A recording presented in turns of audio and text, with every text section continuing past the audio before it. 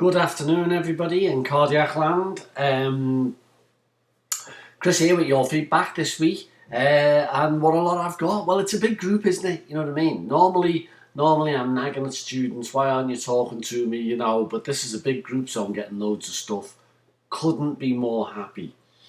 So, first of all, first thing to say is have a good time on holiday, Leanne. We'll see you when you get back. Have a good time in Spain there. And there's Leanne on the telephone to me before saying that she's going to take away her phone and she's going to try and do a bit. Well, that's not really what I'd call a holiday, but you know, horses for courses. And I'm glad to see that Leanne has now sorted out access to the ECGs. What she didn't suspect was that the ECGs were all tucked at the end of the how to read a 12-read ECG lesson. And, you know, so I've taken them out. I've stripped it all down so that there's a file there which just has the ECGs in. When it comes to the ECGs, you know, these are straight out of a textbook. Don't blame me. If you have a disagreement, blame the authors of the book. And currently, looking at the results, the highest score test for the ECGs is still 170. And there's 290 possible points there. Some of those ECGs are a little bit difficult. I do accept that. But when I went in to look at some of the tests, I noticed that a lot of you haven't done. You've been into the test all right, had a good look round, but you haven't really had a go. Now, the other thing I want to say to you is this: that the book is rather a complex book. It's rather an advanced book, really. And so it does tend to subdivide anterior MIs between your straightforward anterior MI, but also your anteroseptal, anterolateral.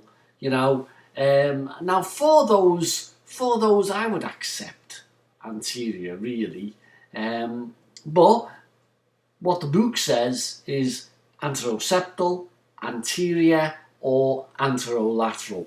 And therefore, you know, that's what I've put down because I don't want anyone coming back to me arguing that I've got it wrong.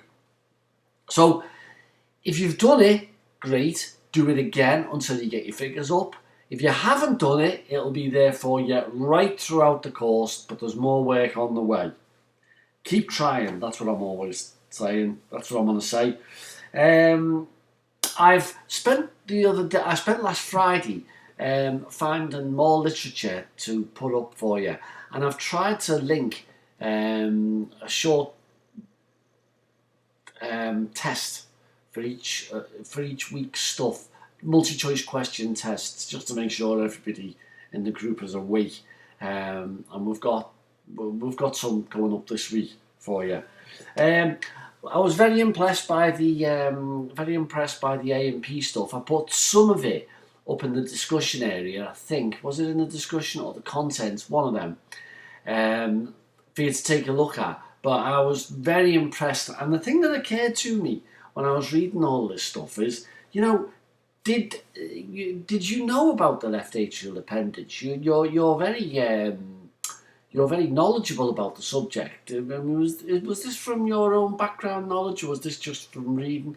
My experience in face-to-face class is that if you say to a group, does anybody know the role and the function, or what happens to the left atrial appendage? What you get is blank looks. I mean, even from people who've had quite a senior background, if you then proceed to ask them, you know, what the fibrous ring is that the valves are seated in, again, this gets blank looks.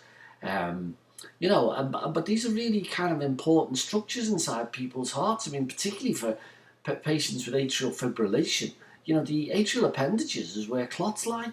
You know, clots, they are an overflow chamber, and clots tend to nuzzle into them and cause all sorts of mischief. You know, very often in heart surgery, sometimes they just snip off the atrial appendage just to prevent it any time in the future from giving trouble.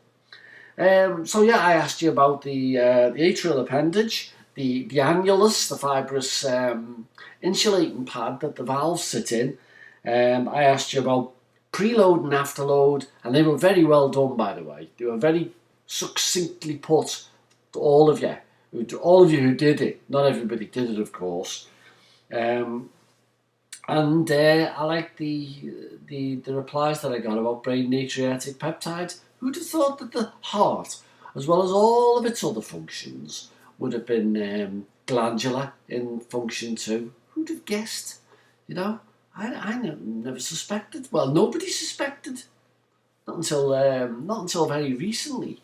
Another one for you to look up, by the way, is nitric oxide. Look at the nitric oxide story. Fascinating business to do with the vein and artery dilatation.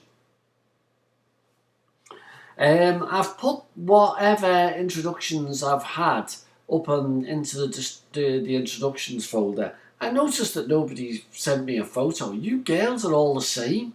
You know what I mean? Why not just send me a little photograph? What would the harm be? The other thing that I've done this week. Let me just see if I've put it up in your announcement module. No, that's not it. Announcements. That's what I'm after. So yeah, I've put up the name of the Facebook group in its original sort of HTTP address, because people weren't approaching me and people couldn't find it. So I've put it up there. If anyone wants to join, that's where we're going. Now I put up an announcement last week about Lisi. Lisi's gone missing.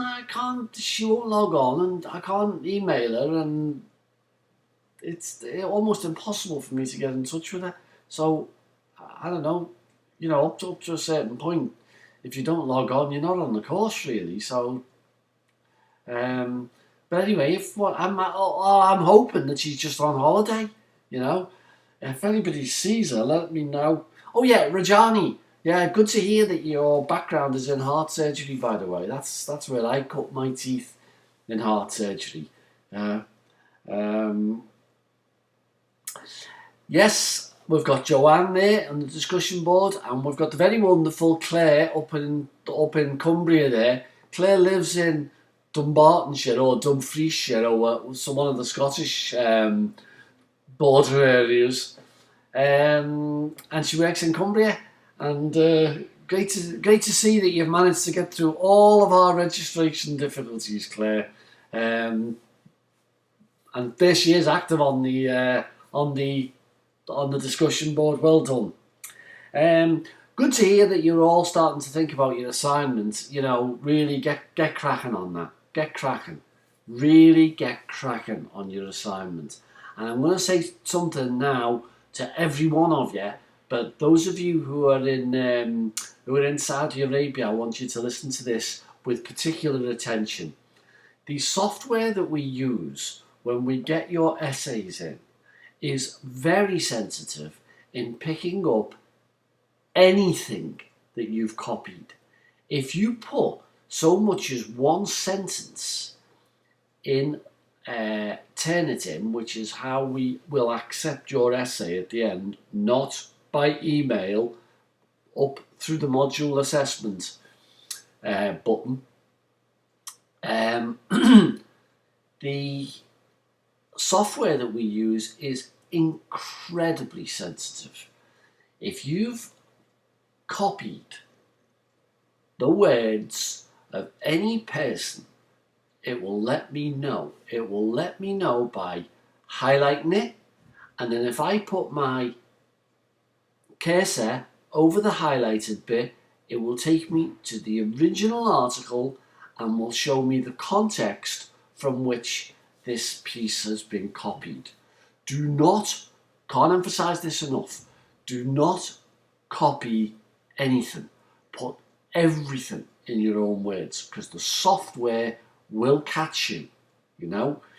I had a group of heart failure nurses some 2 years ago when we started to use this, and 20% failed simply because when I looked at their work, there were big chunks that had been borrowed from other people's work. And even if you put a reference next to it, that doesn't make any difference. The fact of the matter is, unless you put it in inverted commas, you've copied it and it's not really your work. So don't even think about it. So what else have I got to tell you? I haven't got much. So unless anything crops up the week, I shall see you next week. Have a good week, everybody.